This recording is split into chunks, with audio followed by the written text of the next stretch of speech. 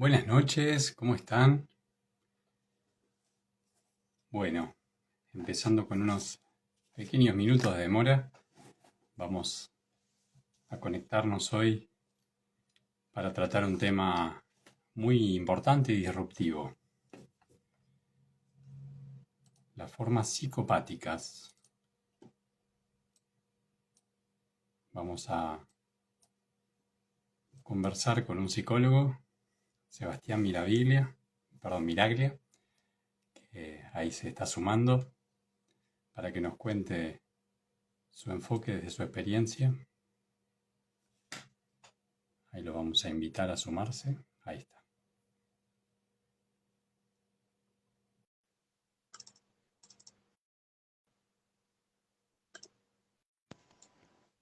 Hola, ¿Cómo estás, Seba? ¿qué tal, Emiliano? ¿Cómo te va? Qué gustazo hablar con vos, hermano. ¿Todo bien? Muchas gracias. Todo bien por acá. Buenísimo, me alegro muchísimo. Yo no te veo ahora, pero me veo a mí enfrente de la cámara. No sé si está todo correcto. Ok. A ver. Yo te veo a vos y me veo a mí. Ah, está bien. Eh, sí, quizás una opción de la pantalla, Sí, pero no sé dónde está. Pero bueno, lo importante es que puedas sí, compartir vos, así que mientras escuches mi voz, estamos bien. sí, perfecto, perfecto, buenísimo, buenísimo. Bueno, primero un gustazo la invitación y que, bueno, nuestra amiga en común, Nair, haya sido un poco la que posibilitó este encuentro y la verdad que lo celebro y lo agradezco de corazón. eh, con tanta falta que hace, ¿no? De hablar de cuestiones tan importantes para todos y en Ujú. momentos tan complejos de índole mundial, espiritual y humana, ¿no?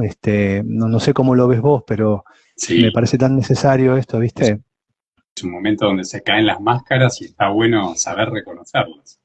Sí, totalmente, totalmente. En ese punto es donde tenemos como que por ahí quizás nosotros que estamos interiorizados desde antes o con un manejo de información diferente o al que por ahí hemos podido indagar fruto de nuestra curiosidad personal, nos resulta no menos sorprendente, pero sí también estamos más familiarizados tristemente con todo esto, pero pienso en el común de la gente que necesita, ¿no?, más información Ujú. y para entender, ¿no? Un poco por ese lado.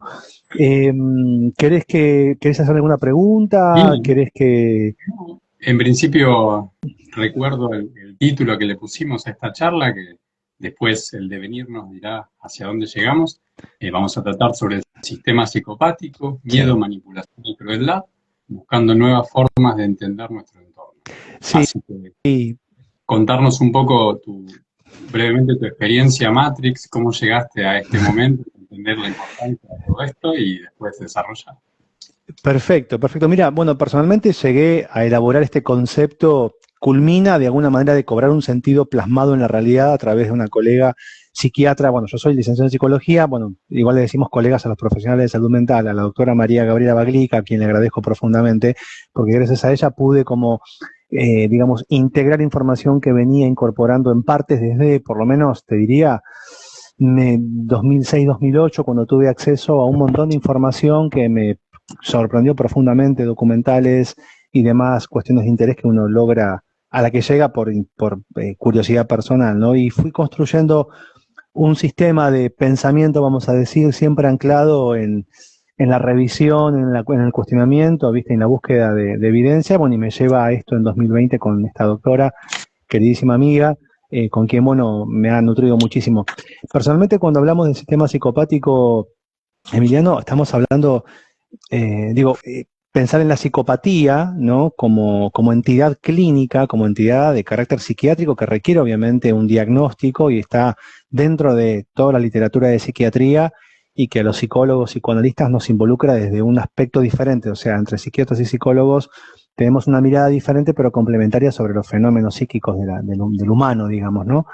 Pero puntualmente cuando hablamos de sistema psicopático estamos hablando de un sistema global, ¿no? Un sistema macro, no económico, macro político, macro corporativo, macro social, todo lo que involucra a todas las esferas del ámbito humano, pero articuladas en función de este único común denominador que es las características propias de la psicopatía. Por ahí quizás empezando a definir la psicopatía como qué es en realidad cuando hablamos de psicopatía, a qué nos estamos refiriendo, ¿no?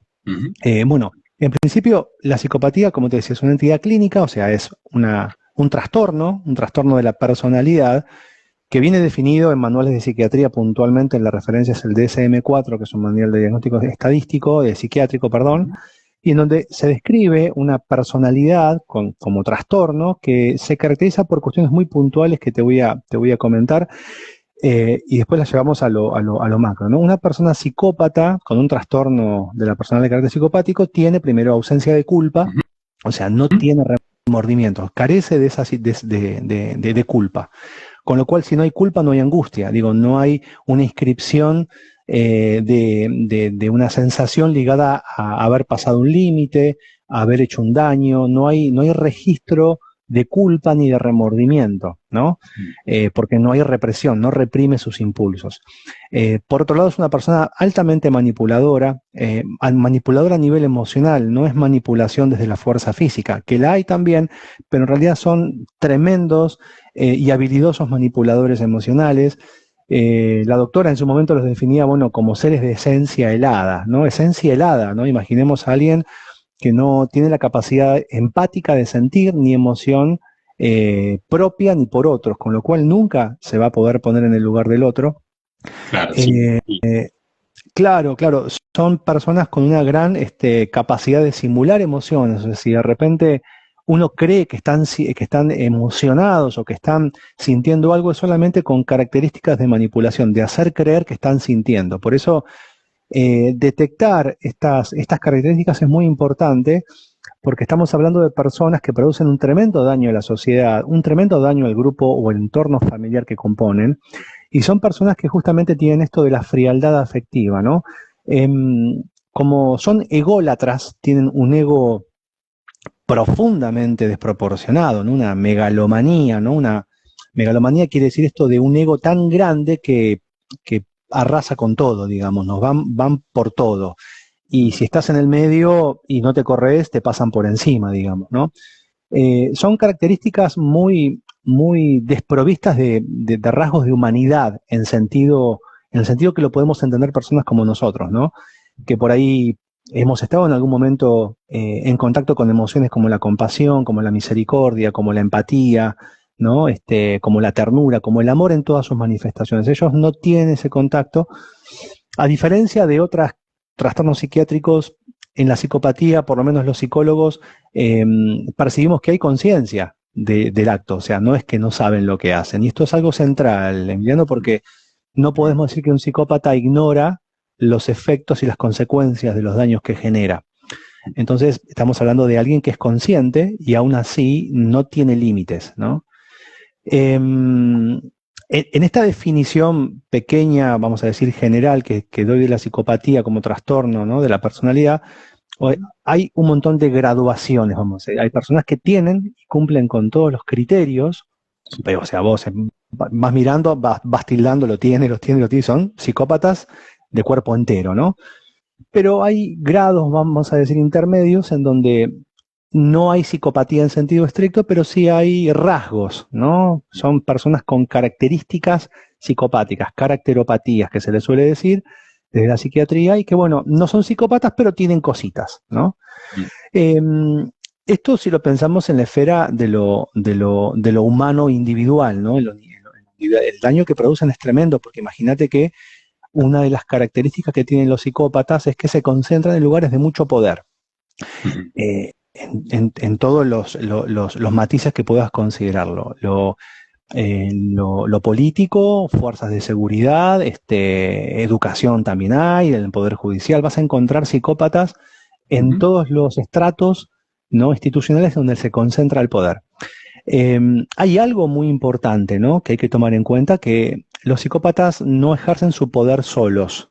O sea, ¿qué quiere decir? Ellos siempre necesitan de tener que dominar o coaccionar a otros. O sea, hay una cuestión de manipulación en ejercicio permanente que están teniendo permanentemente, ¿no? Ellos nunca, digamos, trabajan solo, siempre tienen que tener como mano de obra, vamos a decir, a su servicio, ¿no?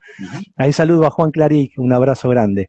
También Juan es un gran amigo con el que también estamos muchas veces hablando de estas cosas. Y bueno, y desde este punto es donde justamente vemos una personalidad que va en contra de todos los, digamos, todos los principios que rigen una vida en sociedad, una vida en cooperación, una vida quizás como la podamos concebir los que estamos más allá de esta gran distopía global, ¿no? Cuando hablamos de psicopatía, un poco este es el concepto central, pero claro, vos fíjate, hoy en día estamos en un momento en la humanidad en donde ya no vemos que es, si bien hay un grupo de personas, ¿no? Un pequeño grupo, Emilio Carrillo, que es un español grandioso, habla de que son el 1% del 1% de toda la población, un grupo muy pequeño de personas, entre comillas personas, con estas características, que son los que rigen los destinos de la humanidad y que son los que concentran justamente y han diseñado y han configurado este sistema tal como lo conocemos ahora, que es un sistema psicopático. ¿Qué quiere decir esto? Que la economía, la cultura, el lenguaje, tal y como lo conocemos, o lo hemos conocido décadas atrás, la sociedad en general, no sé, bien, todo lo que tenga que ver con lo sanitario, lo político, lo educativo, ha sido envenenado con estos mecanismos psicopáticos a partir de los cuales todo lo que se genera en estas instituciones que rigen la conducta y rigen la vida humana en sociedad están atravesados por una psicopatía. ¿Cuál sería el fundamento? Porque esto, por ahí que digo, para el que nunca ha escuchado de esto, puede decir, bueno, pero a ver, este muchacho ¿qué está diciendo este tipo, ¿no? Este psicólogo. Bueno, en realidad encontramos que hay un montón, como te decía, de rasgos en el sistema aplicables a la psicopatía. Por ejemplo, mira, obviamente quien escuche y quien no esté tan al tanto de todas estas cosas, invito a que tome lápiz y papel o escriba, ¿no? Bueno, las 10 estrategias, por ejemplo, de manipulación de los medios es un constructo teórico filosófico diseñado por Noam Chomsky, un fantástico lingüista y filósofo estadounidense, que describe perfectamente con 10 estrategias, con 10 puntos, cómo los multimedios, cómo el sistema se sirve de la manipulación para generar miedo, para coaccionar, para autoculpabilizar al individuo y hacerlo responsable de sus propias desgracias, cómo distraer, cómo de alguna manera regodear a la sociedad en la superficialidad, en la frivolidad, cómo apartar, ¿no? Al humano de temas interesantes, por ejemplo, como pueden ser la espiritualidad, como pueden ser la filosofía, la neurobiología. No encontramos hoy en día en los multimedios y en el sistema global psicopático acceso pleno, ¿no? a este tipo de información que cultive al ser humano. Sí encontramos acceso a un montón de otras cosas, a redes sociales, a objetos de consumo, adicciones de todas las que quieras. Yo trabajo con adicciones hace varios años y bueno, encontramos una gama tremenda digamos, de coacción compulsiva del mismo sistema para la adicción y el consumo permanente que impida pensar. Entonces, el sistema, hay infantilizarlo, sí, totalmente. Excelente ese aporte, ahí veo de los comentarios, porque es uno de los aportes que Noam Chomsky ha dado, ¿no? Tratar al público como si fuera criatura de poca edad, ¿no? Ejemplos, ¿no? Bueno, en lo que yo digo, si se me permite, ¿no? La pandemia que hemos vivido en este último tiempo, bueno, Ahí, ahí sí, quería hacer énfasis en todo lo que decís de los distintos estratos donde los psicópatas accionan: salud, educación, economía. Siempre hay una misma frase que se usó en esta pandemia: es por tu bien. O en la economía: ajustar el cinturón por tu bien, ¿no? sí, Ese es un rasgo muy sencillo de detectar. sí, y vos fíjate que, bueno, esto que decís es genial porque vos fíjate, tiene que ver con el manejo del lenguaje y el poder de las palabras, ¿no? La manipulación y la carga energética que se le ponen a las palabras, vos fíjate, es por tu bien, quédate en casa, ¿no? al COVID le ganamos entre todos. Digo, frases que de alguna manera no concentran mucho poder de reflexión. O sea, quédate en casa no admite opción. O sea, quédate en casa. No es, pero sí. Las frases y el poder manipulador del lenguaje es central en esto. Claro. Y vos fíjate cómo la figura de autoridad cobra un carácter tan siniestro, ¿no? Como en su momento un presidente, ahora expresidente, retando por cadena nacional a una población de más de 45 millones de argentinos porque no habíamos hecho bien los deberes, ¿no? Salimos fuera del horario estipulado, bueno, salíamos a correr y toda esta cuestión de reforzar en este reto, ¿no? Esto de si por las buenas me encanta, por las malas me van a conocer, ¿no? Este manejo, ¿no? Tan siniestro y tan perverso de decir lo más cruel de la manera más fría, ¿no? Porque es como decir a alguien, te voy a matar, pero con un amor que te confunde. O sea, el psicópata tiene esta dualidad, ¿no? Que te puede decir lo más cruel de una manera tan natural que asusta eso, ¿no? Y sobre todo, cómo refuerza la autoculpabilidad, ¿no? Los únicos responsables en ese momento era el ser humano común, muerto de miedo, confinado a un arresto domiciliario, y tal cual, ahí lo que dice Juan, ¿no? Cómo se manipula con las palabras. Es tremendo, es la ingeniería lingüística, Emi. Yo tomo referencia de muchos referentes de España, ¿no? La filóloga Carmen Jiménez Huertas. Ella habla de esto, ¿no? De cómo con las palabras vos podés manipular, injertar pensamientos, injertar emociones, coaccionar, y esto es del sistema mismo, ¿no? Esto del sistema mismo. Mencionaste filósofos que me encanta. También en su momento Nietzsche hablaba de que el mismo lenguaje tiene una estructura que ya incluye al capitalismo y al comunismo de forma obligatoria, sujeto y predicado, el ser que tiene la cosa. Entonces, pensar de otra forma, como el idioma chino, con los haikus, donde hay oraciones unimembres, sin sujeto, sin predicado, también es un cambio de paradigma para salirnos de ese sistema de control. Es genial, no sabés lo que me resuena lo que me decís. Vos sabés que justamente en esta época triste, ¿no? Del confinamiento tuve acceso a tomar clases de filosofía de una persona que ahora ya no veo más, pero que lo considero un maestro porque me enseñó muchísimo, y hablaba justamente de las raíces ancestrales de lo que hoy conocemos como Occidente versus o en contraposición de las raíces ancestrales de lo que conocemos como Oriente, en donde la naturaleza ancestral de Occidente es este refugio, ¿no? Este anclaje en la actividad del pastoreo, ¿no? Esto de yo soy el pastor y tú eres mi oveja y mi rebaño. Y vos fíjate cómo esa ideología del pastor que cuida las ovejas y las ovejas obedientes, ¿no? No las ovejas negras que obedecen, ¿no? Y todo esto llevado al campo de la religión, al campo de todos los sistemas, instituciones ligadas al control y la manipulación, ¿no? De la fe, del amor, de todo eso. En contraposición, ¿no? Digo, obviamente una sociedad occidental muy obediente y muy ligada al poder, ¿no? Paternalista, no sé si paternalista porque es una palabra que puede forzar a ideologías que no tengo, pero a una ideología más de una autoridad, mejor dicho, que fuerza y gente que tiene que obedecer. Versus Oriente, en donde el refugio ancestral, ¿no? de la cultura oriental era el contacto con la tierra, ¿no? La agricultura. Y esto que vos decís es genial porque ahí hay un contacto entre sujeto y medio ambiente, ¿no? Muy desde el budismo, en donde se desdibuja esta dualidad de yo y el afuera, yo y el otro.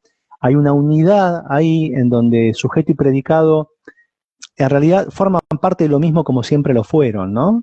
Y me quedo pensando justamente como este sistema psicopático del cual venimos viendo un avance cada vez más cruel. Es como esas películas, viste, de terror en donde el monstruo se lo escucha desde lejos. Sí. Y vos sabés que hay algo ahí y no sabés qué forma tiene. Vos estás en un lugar más o menos protegido, sabés que va a venir algo, pero no sabés cuándo, ni cómo, ni de qué manera se va a manifestar. Y ahora que lo pienso junto con vos y con la gente que está escuchando, me suena esta escena, ¿no? De cómo muchos pudimos ver algo que si bien no íbamos a conocer en su forma concreta cómo se iba a materializar, sabíamos que algo se venía, ¿no? Me quedo pensando en el manifiesto Kissinger del año 1974, 74, 76, tengo dudas con el año, pero bueno, donde ya en aquel momento muchos líderes de Estados Unidos y del mundo decían que para este siglo XXI íbamos a ser un montón de gente en el mundo y un montón de gente que encima tenga acceso a la educación, a la alimentación y tenga un proyecto de vida o capacitación, y es peligrosa, porque la gente que piensa y que le va bien, quiere que a todo el mundo le vaya bien, digo técnicamente, ¿no? Y cómo de alguna manera implementar políticas de reducción de población, de comenzar por los países. El manifiesto Kissinger hablaba en detalle de un informe tremendo, tan tremendo como cruel, que ya anticipaba este escenario de fines de los 90 o mediados de los 80 para principios, ¿no? Claro, ellos se encontraron con que las políticas a ver, la ley de divorcio, que ya iba en contra de la institución de la iglesia, ¿no? Como, digamos, como dijeron, bueno, la iglesia que ya vino manipulando durante tanto tiempo, digo la iglesia y no la fe, digo, porque en esto mi mayor respeto a la gente que tiene una fe, digamos, ligada a alguna religión. Esto que digo no tiene que ver con la fe de cada uno ni con la comunión que tengan con Cristo, con Dios, con Buda. Eso para mí es muy personal, pero sí con la institución como herramienta de control, porque todas funcionan para eso. Claro.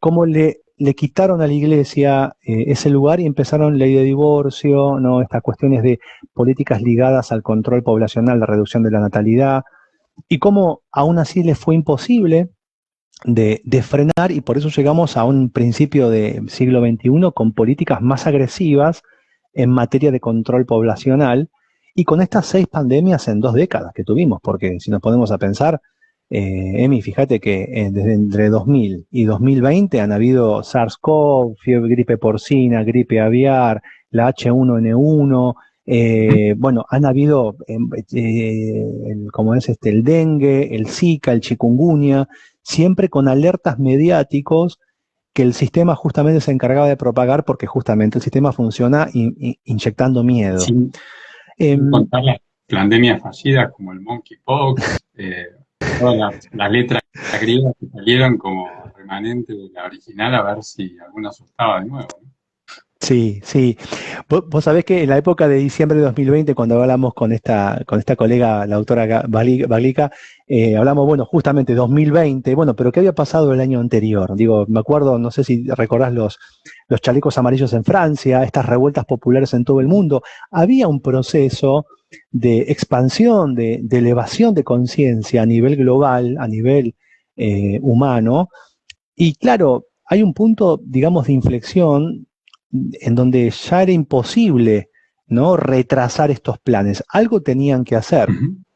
Pero como todo psicópata, como todo sistema psicopático, lo que vemos es que si vos lo observas bien, el monstruo tiene su punto débil, tiene su talón de Aquiles, ¿no? Porque nada que sea tan, digamos, diabólico y tan aparentemente poderoso puede durar mucho tiempo, porque en algún momento se va a desgastar, porque justamente se alimenta del miedo. O sea, cuando vos tenés un psicópata que disfruta de verte sufrir, el arquetipo del asesino serial, el violador, ¿no?, la persona que disfruta generando daño porque encuentra un placer, esa es la característica de la psicopatía también, el placer, vamos a decir, de generar sufrimiento, necesita siempre de un otro, porque toda relación de poder requiere de alguien que somete y alguien que es sometido. Y en esa dialéctica más hegeliana del poder, cuando vos te corres, ¿no?, de ese lugar, ¿no?, de víctima, que es el que el psicópata necesita para ejercer, cuando vos perdés el miedo o le encontrás, ¿no?, la sábana, le sacás la sábana al fantasma y te das cuenta que es un esqueleto, que encima está muerto, digo, pues un fantasma, digo, el virus fue un fantasma que técnicamente nadie lo vio, digo, era la idea de que algo me podía matar, Ni lo ¿no? vieron, ni lo aislaron, ni nada, pero bueno. Sí, como fue antes, si vos te acordás, la lucha contra el terrorismo. Digo, Bin Laden estaba en todos lados y no estaba ninguno. Digo, el terrorismo estaba en todo el mundo y fue, creo que, el prototipo del terrorista perfecto, que es un terrorista microscópico que sobrepasa la barrera hematoencefálica, que sobrepasa los barbijos y los tapabocas, y que te puede matar sin que vos te des cuenta y te puede arruinar la vida porque es el enemigo número uno, ¿no? Y no lo podés ver. Y como no lo podés ver, está en todos lados y en ninguno, digamos, ¿no? Que es el ideal del psicópata, que quiere manipular y controlar todo, ¿no? Y estás Vos haciendo, fíjate, ¿no?, de una forma el identikit del Eternauta, ¿no? Esa historia que hizo este, Francisco Solano López, donde era algo que era inevitable, que te tocaba y ya te lastimaba, aunque nadie sabía qué era ni de dónde venía. Y los que hayan leído esa historia podrán encontrar que nuestra historia de la pandemia fue igual, salvo que esa nieve blanca no existía y no era radiactiva, era mental. sí, y vos fíjate la gran nube mental, ¿no? De ignorancia en la que estuvimos, por lo menos no todos, yo por lo menos creo que pude tener la suerte y también el espíritu de búsqueda que me ha podido guiar a mí y a mucha gente con la que me reencuentro en este plano, en este momento, de esta manera, con vos, como bueno, con el resto de muchos amigos y gente querida, hemos podido quizás ir un poco más allá de ese miedo y ver que no había nada. Y confiar también en el poder de la propia convicción anclada en una búsqueda consciente de una verdad que nos incluya a todos y que no nos encierre, ¿no? En Exacto. ese punto, viste, en ese punto como profesional de salud, la Ujú. batalla, en mi caso de salud mental, la batalla fue compleja, ¿no? Porque era armonizar entre el miedo colectivo, tratando de atenuarlo cuando era posible, sin quedar expuesto para no ser el blanco de críticas o de agresiones. Entonces, más viniendo de un profesional de salud mental, ¿viste? Qué bueno conocerte, aunque sea después de la pandemia, porque en ese momento yo tuve un proceso inverso. Mi psicóloga en ese momento se enojaba conmigo porque yo le decía que esto no era real y no existía, y me quería llevar al concepto de que tenía que estar temeroso, horrorizado, no salir a hacer la consulta virtual. Y bueno, es alguien que me ayudó mucho con muchas cosas, pero tenía esa traba en ese momento y eso nos separó, porque realmente era más tóxico seguir escuchando esas ideas que pudiendo trabajar otros traumas que llevaba.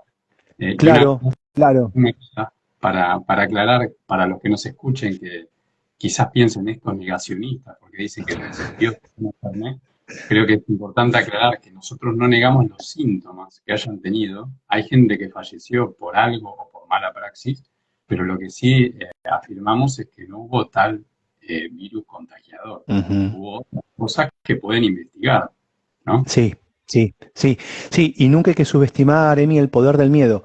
Lo que yo digo, por ejemplo, como psicólogo, psicoanalista, tengo una formación psicoanalística por la formación de mi carrera, ¿no? Pero yo tengo una apertura más, una perspectiva más, quizás más ecléctica, en donde tomo en cuenta muchas otras cosas que sirven mucho para mi práctica clínica. Digo, el poder del miedo, digo, el miedo es las emociones son señales y el cuerpo es la antena Ujú. y el cuerpo reacciona y resuena en función de eso. Y el miedo mata, pero muchísimo. Y algo que me hace recordar un poco, que está bueno mencionarlo, es la gran habilidad que tiene el psicópata, el sistema psicopático para proyectar en vos, para proyectar en nosotros, algo que es de ellos. La proyección es un mecanismo complejo de describir, pero lo digo simple, Ujú. es poner en el otro algo que es tuyo. El psicópata, como no se va a reconocer como el culpable, como el responsable, porque no se va a hacer jamás cargo de nada, te lo pone a vos. Es la famosa frase, mirá lo que me haces hacer, Mm. ¿no? Si vos no fueras de esta manera, yo no me pondría como me pongo. Entonces, si yo te pego, si yo te mato, si yo te encierro, es porque vos me obligaste, porque vos no me hiciste caso.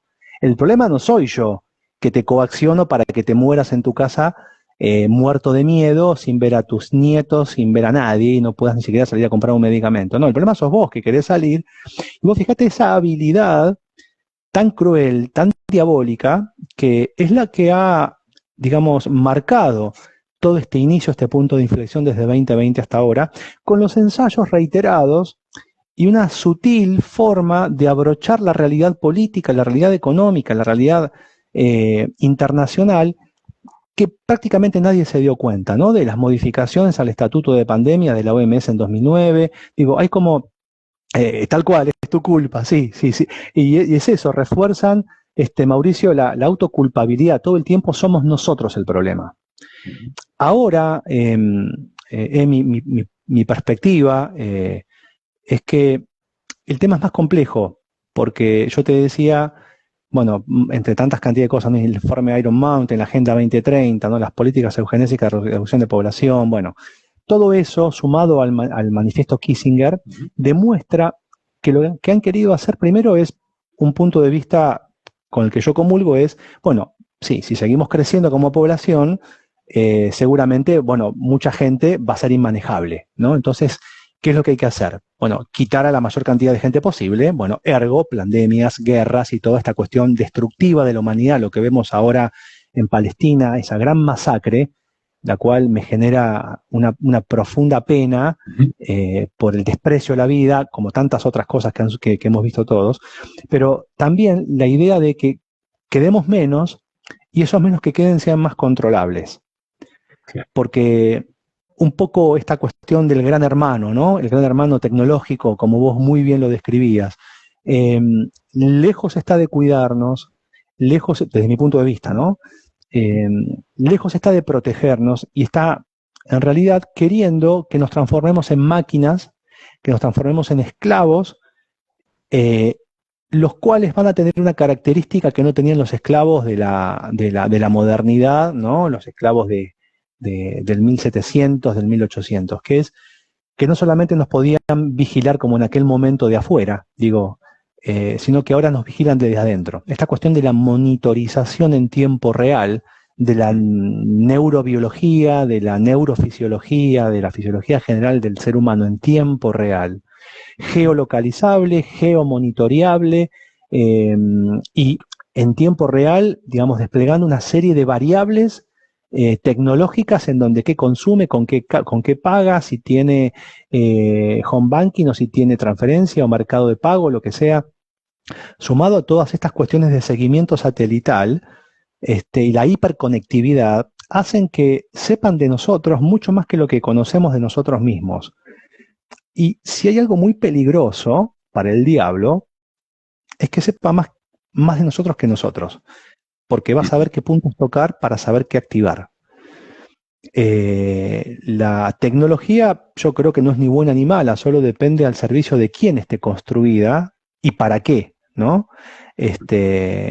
Porque técnicamente podríamos tener una mejor gestión, ¿no? De los dispositivos móviles y fomentar muchas más cosas que promuevan el autoconocimiento y la búsqueda de una sabiduría interior o de una espiritualidad, porque la tecnología para mí va de la mano con eso, más que el refuerzo de la superficialidad y la frivolidad.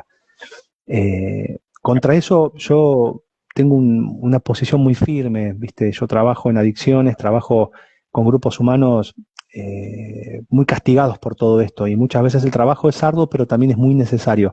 Sin filosofía, sin espiritualidad, no creo que haya una salida posible.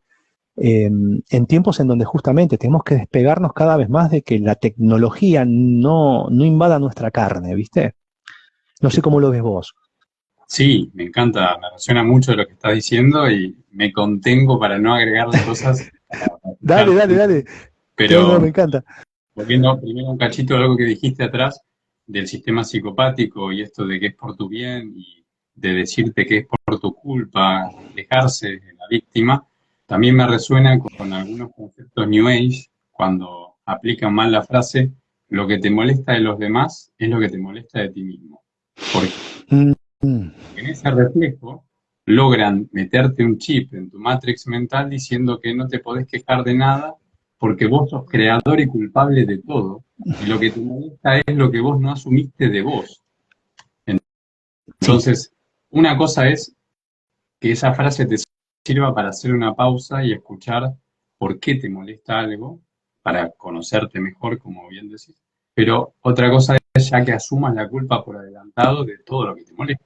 Totalmente, como si estuviera mal enojarse, porque vos fíjate que el sistema, mira, no sé si lo escuchaste alguna vez o lo has leído a Byung-Chul Han. Byung-Chul Han es un filósofo surcoreano que tiene unos libros maravillosos y él en uno de ellos, Psicopolítica, dice que justamente la dictadura del siglo XXI es la dictadura de la tecnología, ¿no? En donde el ser humano ya no necesita de estar en la escuela, la cárcel o la fábrica, como era al comienzo de la Revolución Industrial, en donde había que capacitar mano de obra para que manipulara objetos,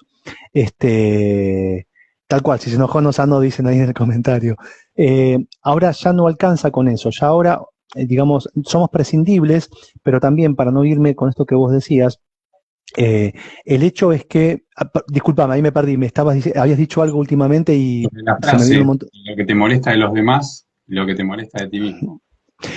Claro, eso, vos sabés que Byung-Chul Han dice que si algo tiene el sistema, él lo define como psicopoder, que es que ya no se necesita meter a una persona físicamente en un lugar y encerrarlo. Ahora hay un control psicológico de ejercicio del poder de manera autoritaria en donde el individuo no se puede quejar. Vos no te podés quejar, te tenés que hacer cargo de cosas que no sabés que tenés, porque ni siquiera tenés la capacidad de ver si eso que te enoja es tuyo o no. Si te enoja, puede ser por otra cosa, porque te indigne y no porque tengas que ver vos con eso, sino porque a lo mejor te indigna porque está mal y lo querés cambiar. Hay un sentido de justicia en el enojo también. Pero él decía que lo que han creado es, dice, claro, como el individuo ya no se puede quejar, en lugar de dirigir su energía y su rechazo hacia el sistema, en lugar de cuestionarlo, se cuestiona a sí mismo. Entonces el revolucionario se convierte en un depresivo. Y si hay algo, porque el depresivo es el que dirige su energía destructiva hacia sí mismo, pierde la capacidad de conexión con la vida, con la motivación, entre tantas otras cosas, ¿no? Vemos justamente la gran pandemia, la real, la de los trastornos psiquiátricos, la de los trastornos de índole emocional, de falta de conexión con la vida, pérdida de sentido de la vida, depresiones, las que quieras, y un montón de, obviamente, adicciones complejas que destruyen el deseo humano en sentido psicoanalítico, en sentido filosófico también, si se quiere. Y vos fíjate cómo, ¿no? Esto de verdades absolutas. Si te enoja, revisate. Como no lo podés cuestionar. Tal cual, espejito rebotín el que lo dice lo es, tal cual. Vos fíjate cómo se generan manipulación del lenguaje bien psicopática. Se genera una forma de manipular el lenguaje a través de verdades, con apariencia, con falsa apariencia de verdades que en realidad son ideologías. Desde ideologías políticas las que quieras, que siempre buscan fragmentar en lugar de unificar, ideologías de género, ideologías del transhumanismo también, ¿no? Esta cuestión de ver como una novedad y un signo de evolución humana que tengamos cada vez más dispositivos cibernéticos que humanos, ¿no? En lugar de indagar sobre la esencia de la espiritualidad humana y su gran conexión con un montón de otras cosas vivas, energéticas e intangibles, está la cuestión de materializar en dispositivos que lejos están de liberarnos y mucho más cerca están de encerrarnos, ¿no? Todas ideologías al servicio de un sistema que se nutre de esos fieles obedientes creyentes en que siempre el sistema está para salvarnos, ¿no? Yo lamento dar malas noticias, como siempre digo a veces, ¿no? A quien pueda escuchar en conversaciones cotidianas, pero quien soporta el peso de la aparente mala noticia puede encontrar la esperanza al final del túnel, porque cuando uno se nutre de la realidad de las malas noticias se dan cuenta que no son malas, son formas de entender una realidad diagramada por psicópatas que en realidad nos van a dar opciones, porque lo que ellos no saben o lo que ellos desestiman es que a cada acción viene una reacción, y como viene el obstáculo también viene la oportunidad, ¿no? Del modo en que nos hemos abierto camino, ¿no? En todo este tiempo, sorteando dictaduras sanitarias de inoculaciones con venenos transgénicos experimentales, de no acceder a, a coacciones y sobornos, ¿no? Gubernamentales para obtener beneficios por algo que desconocíamos que contenía, de soportar el peso de una verdad ejercida por muchas veces en soledad, ¿no? Esto de soportar mi convicción ante una mayoría que me cuestiona. En ese punto nos hemos abierto camino para encontrar, yo creo, algo que está en germen. No sé si es una utopía. Si es una utopía, mejor, porque es por ahí. Porque, como decía Galeano, ¿no? La utopía sirve para caminar. Más allá de si la alcanzo o no, invita a ver un camino. Y si no lo hay, lo construyo. La utopía de una nueva humanidad en términos de algo no despegado del sistema, no contra el sistema. Yo creo que lo difícil es, admitir que ir en contra de algo es también empoderarlo y también ensuciarse uno, pero sí como estrategia de salida, quizás dejar de necesitarlos. Eh, Se me viene a la mente la figura, viste, de arquetípica del diablo cuando te tienta, Sí. viste, y que juega con tu debilidad. Pero cuando uno se da cuenta de que no necesita eso que viene a ofrecer, pierde poder. Y Y me quedo pensando en gana ¿cómo? poder. Que si lo vemos como un maestro oscuro en vez de como alguien que viene a matarnos, todas esas actitudes diabólicas en el fondo son una enseñanza de todo el poder que tenemos dentro para decidir si vamos por ahí o vamos por donde sabemos que está bien, aunque cueste más. Así que son desafíos. Sí, y es un camino, me parece necesario, inevitable, y yo creo que muy enriquecedor de empoderamiento cuando uno se da cuenta digamos, del poder que tiene para indagar sobre su propia interioridad espiritual o sobre su propio poder, ¿no? Que lejos tiene de, no sé, sobrenatural. Digo, yo creo que si hay algo milagroso es el espíritu humano, en el sentido de la fuente, digamos, de creación de una realidad que ahora se está cayendo a pedazos, pero es justamente, digamos, la que también está dando lugar a algo que no termina de nacer. Ya nació para mí, ¿no? Esta nueva humanidad. No, yo personalmente no sé si llegaré a verla, porque quizás esto puede dar para años, décadas, no sé cómo será, pero sí entiendo que hay un germen, porque ya la masa crítica, ¿no? Esta raíz cuadrada del 1% de la población que ya comprende la realidad y ha accionado, genera un efecto cascada silencioso, como todas las cosas buenas, digo, porque todas las cosas buenas no se notan, ¿no? Digo, lo que funciona bien no se nota, digo, la luz, no sé, el corazón late y no me doy cuenta, digo, lo que funciona realmente bien no se nota. Claro. Quizás como esta... Si no hay drama, no es noticia.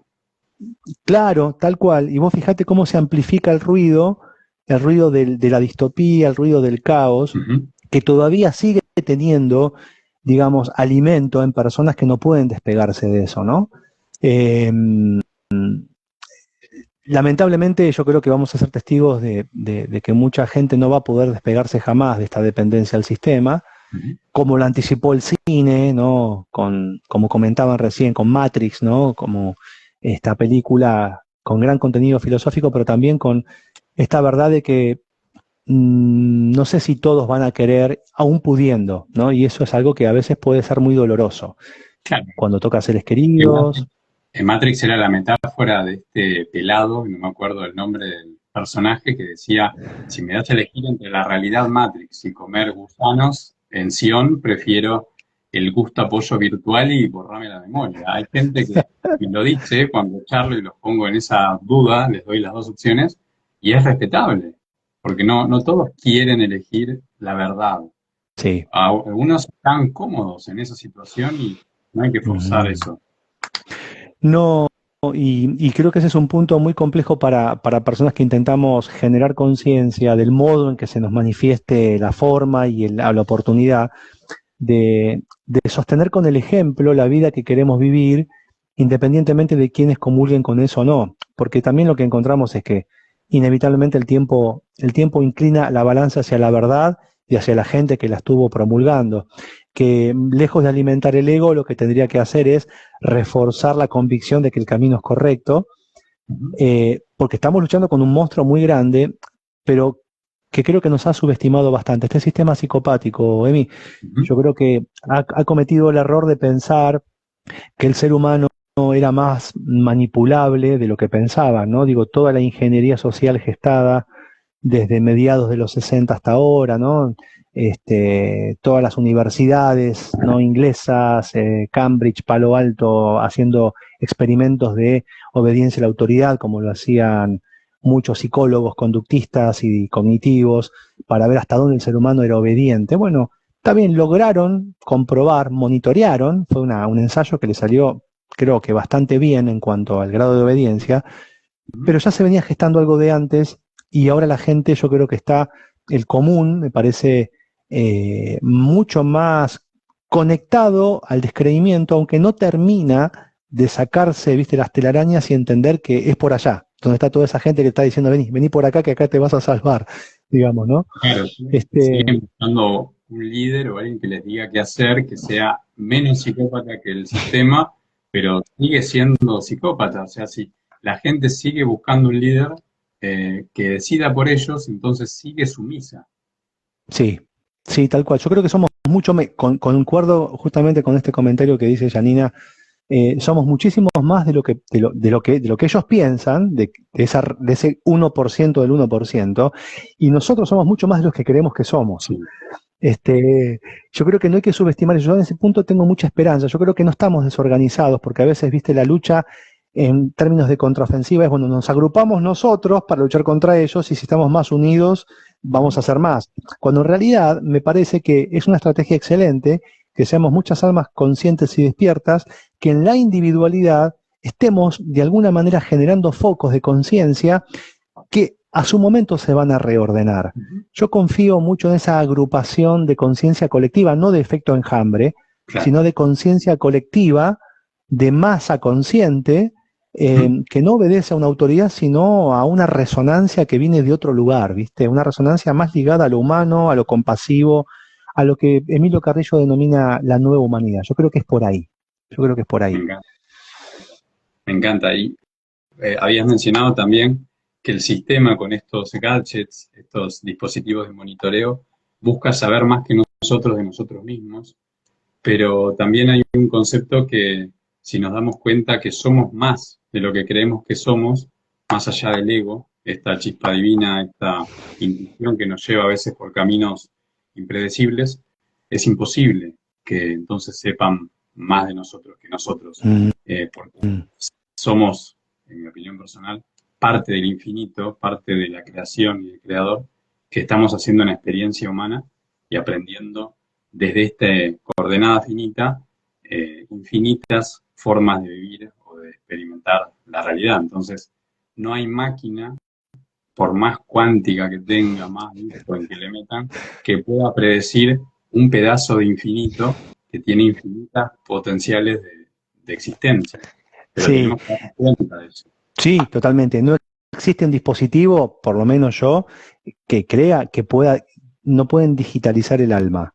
El espíritu humano no es reductible a un algoritmo. En ese punto Como es saben, imposible. como saben que no pueden mapear el alma, lo que tratan es de calmarla, apaciguarla, dormirla, para que no moleste, para que no haga saltos cuánticos y mantenernos en ese estado depresivo que bien explicabas recién, que lo padecen gran parte de mis amigos, que yo los noto y los reconozco como verdaderos creadores, pero que están con esa fuerza hacia adentro, como vos decías, luchando como una especie de sistema autoinmune psicológico, ¿no? Sí, sí, sí, sí, y en la medida, viste, el efecto observador en física cuántica, ¿no? Como, digamos, la impredictibilidad del salto cuántico depende de si me observan o no. Cuanto más nos descorramos del ojo, ese que aparentemente todo lo ve, cuanto más nos pongamos en sus puntos ciegos, más impredecibles vamos a ser. Y yo creo que la habilidad de la conciencia en estas personas que somos tiene que ver con esto de descorrernos todo el tiempo de la mira, ¿no? No nos pueden colapsar jamás en términos de predictibilidad. Yo creo que esa es la habilidad que tenemos y que tenemos que defender muchísimo. Y en esta individualidad nos reencontramos de estas maneras muy espontáneas, amplificando el campo de influencia, porque si nos va bien a nosotros, les va bien a todos. Y eso es lo más difícil, ¿no? De que la gente pueda comprender, de que acá no hay intereses ni conflictos, hay simplemente un ejercicio pleno de la humanidad que somos. En ese punto yo creo que somos muy fuertes. Yo tengo mucha esperanza, aunque a veces, obviamente, sí, uno se deja llevar por la distopía colectiva, pero ahí nos podemos arrimar a la orilla y nos dejamos llevar por la corriente. Qué lindo, sí. Y es un contraste importante, la diferencia entre lo que el sistema psicopático nos ofrece como manipulación y sumisión a este concepto de libertad y espontaneidad que nos hace impredecibles, creativos, artistas, y desde ahí no hay forma de tabular qué vamos a hacer en 2 segundos. Sí, sí, sí, absolutamente. En ese punto todavía hay una historia que no está escrita, no está, ni siquiera tenemos el libreto, pero lo estamos reescribiendo y escribiendo día a día. y en esa plenitud, me parece, eh, estar más conectados a la vida que nunca, ¿no? Incluso en el medio de este infierno, ¿no? Digo, encontrar, hay un concepto budista breve, ¿no? Que dice que el infierno encierra también la tierra de la luz tranquila, que incluso en el medio de la demolición de esta realidad podemos encontrar, digo, porque por las grietas es donde se filtra la luz, ¿no? Se puede encontrar un poco esa luz de lo nuevo que vendrá que no termina todavía de entenderse la forma que tiene. En ese punto de inflexión estamos, pero hay que reforzar y pegarle más fuerte a las grietas, porque es donde el monstruo va a caer. En ese punto yo creo que el sistema no tiene mucha vida, más allá de si lo veamos caer o no, pero no hay que dejar de luchar. Plenamente de acuerdo, y me hiciste acordar una frase de la canción de Charlie, Demoliendo Hoteles. Él, con toda su experiencia y sus traumas que cuenta al principio, después dice que disfruta en medio del caos haciendo caos, ¿no? Quizás no hay que llegar a ese punto de ser actores del caos, pero sí aprender a surfearlo. Sí, tal cual, pero viste que en conciencia yo por ahí imagino que el caos es parte de algo más grande que solamente requiere de una vuelta más de caos para que empiece a cobrar ese orden armónico que tiene, ¿no?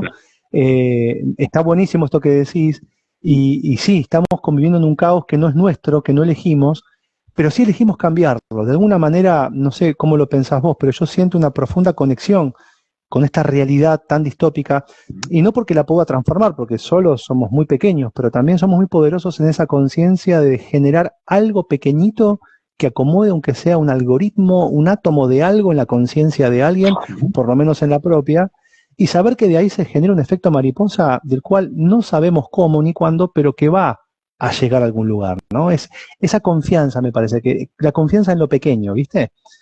Sí, mira, en mi caso particular, yo siento esa confianza y esa fe porque cuando digo por qué soy distinto, por qué no me siento amoldado, por qué no puedo encajar, y lo trato de hacer y me trato de formar y reformar para encajar, paso a ese sistema depresivo en donde me doy cuenta que me estoy apagando y que no estoy haciendo lo que me vibra desde ser. Entonces, hay chispazos y advertencias internas que te dicen por ahí no es, por ahí no es, por ahí no es, y si mantenés tu esfuerzo en esto, te despertás cansado y te vas a acostar más cansado y es una curva descendente, pero cuando te das cuenta que ya estás tan abajo que podés empezar a soñar, mirar para arriba porque ya tocaste fondo, desde ahí podés decir, bueno, ok, esa es la base de la caja, del cubo donde estamos ahora, para arriba, ¿cuánto hay? Entonces, desde ahí te podés dar esos permisos para empezar a crear lo que sí querés, total, ya tocaste fondo. Entonces, Tal eso es cual. un consejo también para algunos amigos que hablo diariamente, de dejarse caer por ese precipicio, cuidando su integridad, comiendo, teniendo las funciones básicas resueltas, pero desde ahí darse una pausa, un permiso para una actividad, digamos, una acción no activa, y cuando sientan que es por ahí, empezar a activar de nuevo, sabiendo hacia dónde ir. Sí, sí. Sí, uno combate la oscuridad desde la luz y no desde generar más oscuridad, ¿no? Digo, uno lo que busca es esto de, está bueno, resistencia no activa. Digo, cuando uno deja de luchar se da cuenta de que somos parte de algo más grande y que algo nos sostiene.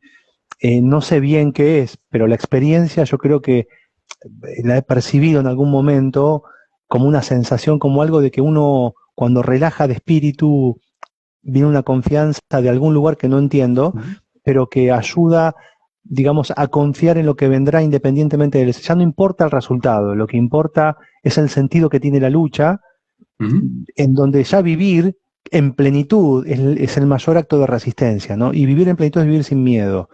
Y con la ausencia de miedo, digamos, no hay psicópata que pueda ejercer el más mínimo poder sobre nosotros, incluso con un arma en la mano.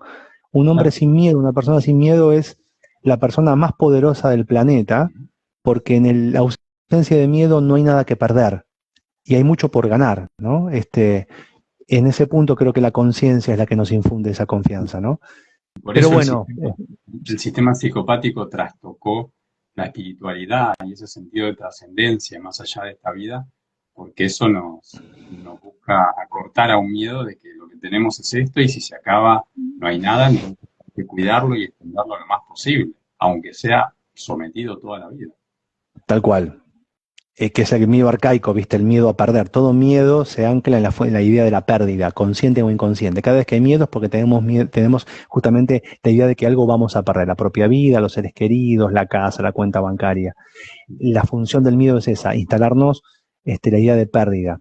Pero bueno, es más que materialismo impuesto por un mismo sistema que amplifica eso para pensar que somos lo único que nos representa, que es la materia, ¿no? Para quienes creemos que somos algo más que un cuerpo, creo que obviamente ganamos más cuando ya no lo usemos más, ¿no? Pero bueno, hay mucho todavía por hacer y yo celebro poder amplificar y resonar en este tipo de conversaciones, Emi, te lo agradezco de corazón, la verdad, bueno, obviamente a Nair agradecerle porque con la franqueza que creo que merece este espacio, bueno, ver que de a poquito vamos siendo más poderosos y esto a mí me ayuda muchísimo y bueno, te lo agradezco de corazón. A mí también. Me alienta mucho escuchar profesionales como vos que se animan a dar su punto de vista y no alineado con el eje oficial de doctrina. Y bueno, desde ahí aprender nuevas formas de ser y de compartirse. Así que esa es la idea de estos espacios, de estos encuentros, escuchar y aprender esas nuevas formas para darnos cuenta que hay mucha gente que está haciendo cosas muy valiosas y los que están escuchando también son los mejores en algo, se tienen que animar a empezar y hacerlo. Absolutamente, absolutamente, sí.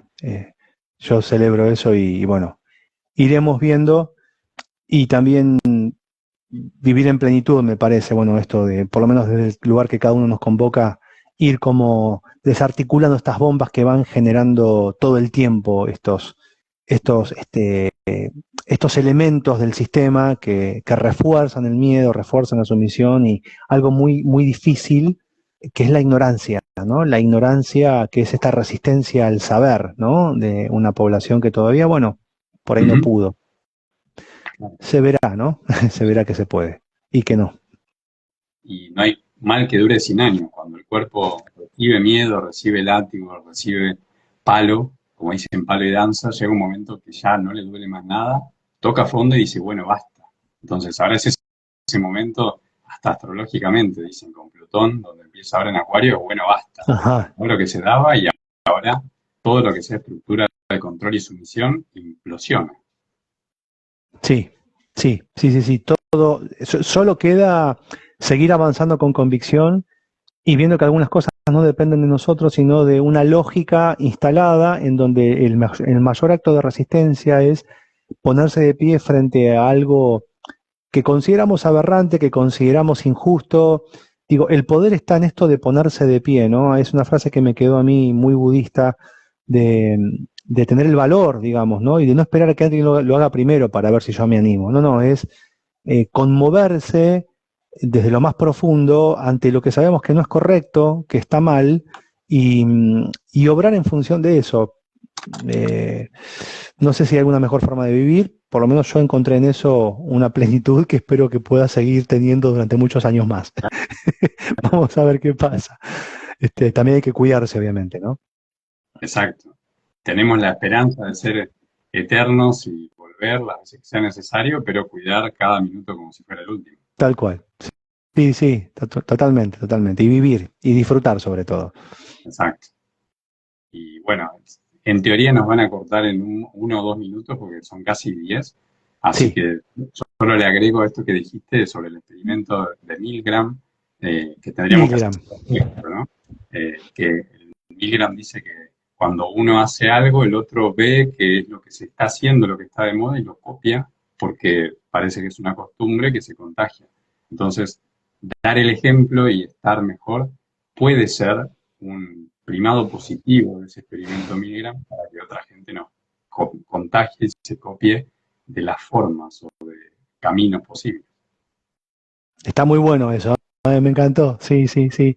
Un primado positivo. Mira, uno refuerza tanto lo otro que no, un primado positivo. Sí, sí, celebro eso. Sí, sí, totalmente. Totalmente. Bueno, un gustazo, la verdad muy nutritivo. vamos a subir esto también a YouTube, así gente de la tercera edad lo puede escuchar. Perfecto. Ojalá que sigas compartiendo toda la luz, todo tu enfoque de conciencia y nos volvamos a encontrar o conocer en persona pronto. Igualmente, hermano. Te mando un gran abrazo. Gracias. Igualmente. Que siga muy bien. Gracias. Nos vemos igualmente. Hasta luego. Chao, chao.